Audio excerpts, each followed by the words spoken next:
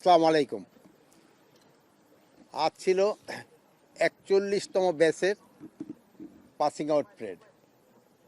এটা আপনারা দেখছেন যে প্যারেডের মান ছিল কিন্তু অনেক উন্নত, খুবই ভালো প্যারেড হয়েছে এবং এখানকার প্রশিক্ষণের মানও কিন্তু খুবই ভালো, যেটা নিয়ে এই প্যারেডের মাধ্যমে রিফ্লেক্ট হয়েছে। এবং এরা এই প্যারেডটা কয়েকটা দিন আগে করে দেওয়া হয়েছে, যদিও এদের হওয়ার কথা ছিল 14ই ফেব্রুয়ারি, কিন্তু আমরা কিছুদিন আগে নিয়ে আসার কারণ, যেহেতু আপনারা জানেন যে জাতীয় নির্বাচন 12ই ফেব্রুয়ারি, এরা যেন নির্বাচনে অংশগ্রহণ করতে পারে এবং শান্তি শৃঙ্খলা বজায় রাখতে পারে, এই জন্য প্যারেডটা একটু আগে এনে দেওয়া হয়েছে।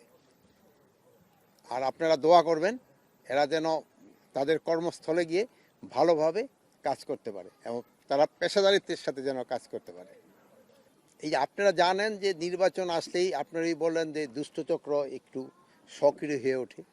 এই জন্যই কিন্তু আমরা প্রথমবারের মতো সব বাহিনীগুলির একটা প্রশিক্ষণের ব্যবস্থা করেছি, নির্বাচনকালীন প্রশিক্ষণ। এই প্রশিক্ষণটা কিন্তু বাংলাদেশে এবারেই শুধু প্রথম, সব বাহিনীগুলিকেই প্রশিক্ষণ দেওয়া হয়েছে এই ধরনের ঘটনা যেন না ঘটে। হ্যাঁ, বর্ডার দিয়ে যে 2-4টা অস্ত্র আসতেছে না, আমি অস্বীকার করব না, কিন্তু এগুলি কিন্তু ধরা হচ্ছে। আরেকটা জিনিস হলো নির্বাচনকালীন যে অবৈধ অস্ত্র, আমি বলবো না অবৈধ, কিছু বৈধ অস্ত্র, যেহেতু আমাদের যে অস্ত্রগুলি যে লুট হয়ে গেছে আমাদের থানা থেকে, ওই অস্ত্র কিছু আছে যারা আমাদের এখনো উদ্ধার করা সম্ভব হয় না। বাট এই অস্ত্রগুলি ইসের সময়, ইলেকশনের সময় এরা ব্যবহার করতে পারবে না, এই প্রতিশ্রুতি আমি আপনাদের দিতে পারি। যেহেতু এই কিছু কিছু অস্ত্র রয়ে গেছে যেগুলি হয়তো তারা খাল বিল নদীতে ফালাই দিছে, যেগুলি আর উদ্ধার করা সম্ভব হচ্ছে না। আর আমাদের কিন্তু দৈনিকই কিছু না কিছু অস্ত্র কিন্তু উদ্ধার হচ্ছে, যে উদ্ধার হচ্ছে না তা না, বাট দৈনিকই কিছু না কিছু উদ্ধার হচ্ছে। বাট আপনারা যে পরিমাণ আশা করেন হয়তো ওই পরিমাণ হচ্ছে না, বাট কিন্তু উদ্ধার হচ্ছে। এবং বর্ডার দিয়েও যে পরিমাণ হাতিয়ার আসতেছে ওটাও কিন্তু উদ্ধার হচ্ছে। আমি তো আবার আপনার এই কথাটার সাথে একমত নেই, জন্য আমি তো দেখলাম এখন ভিতরে কোনো ভয় ভীতিই কাজ করতেছে না। এখন যেই উদ্যমে প্যারেড করলো ওইটা দেখে বলো তো তাদের কোনো ভয় নেই। এরা আগো থেকে আরও থেকে বেশি স্প্রিয়া নিয়ে ইলেকশনে কাজ করবে, তাদের ভিতরে কোনো ভয়ই কাজ করতেছে না। এই এক্ষেত্রে যে 2টা ঘটনা ঘটছে, একটা হলো কেরানীগঞ্জে আপনারা জানেন, একটা ওই যে মাদ্রাসার শিক্ষকের বাসায়, আরেকটা হয়েছিল হলো শরীয়তপুরে। এই 2টা ঘটনাই ঘটছে। এটা আমরা খতিয়ে দেখতেছি এবং এটার সাথে যারা জড়িত তাদের আইনের আওতায় কিন্তু নিয়ে আসা হয়েছে। এই ছাড়া এই ধরনের ঘটনা আমার কাছে আর জানা নেই।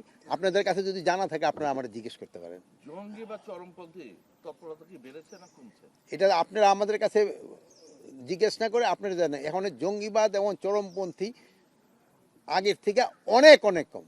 জঙ্গিবাদ এখন নাই বললেই চলে। হ্যাঁ, কিছু ফ্যাসিস্ট জঙ্গি রয়ে গেছে যারা অন্যান্য দেশে গিয়ে আশ্রয় নিছে, যারা জঙ্গি অন্যান্য দেশে গিয়ে আশ্রয় নিছে। এই জঙ্গিগুলিরে আমরা অন্যান্য দেশে যারা আশ্রয় নিছে তাদের যেন আমরা খুব তাড়াতাড়ি নিয়ে আসতে পারি এই দেশে এবং আইনের আওতায় আনতে পারি, এইটা আমরা ব্যবস্থা করতেছি।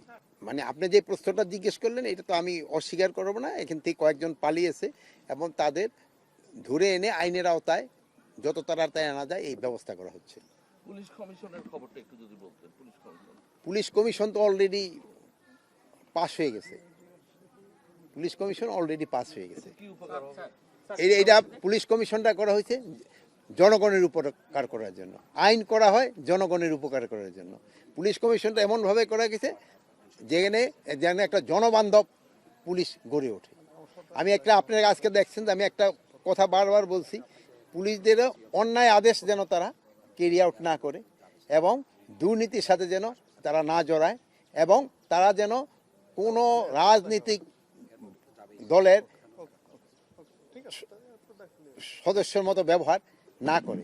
যেহেতু এরা হলো জনগণের টাকার পুলিশ, জনগণের টাকার পুলিশ, এরা জনগণের জন্য সেবা করবে, জনগণের সেবা করেই তাদের দায়িত্ব, এইটা যেন করে। এই জন্য আপনারা সবাই আল্লাহর কাছে দোয়া করবেন এরা জনবান্ধব পুলিশ যেন হয়ে ওঠে।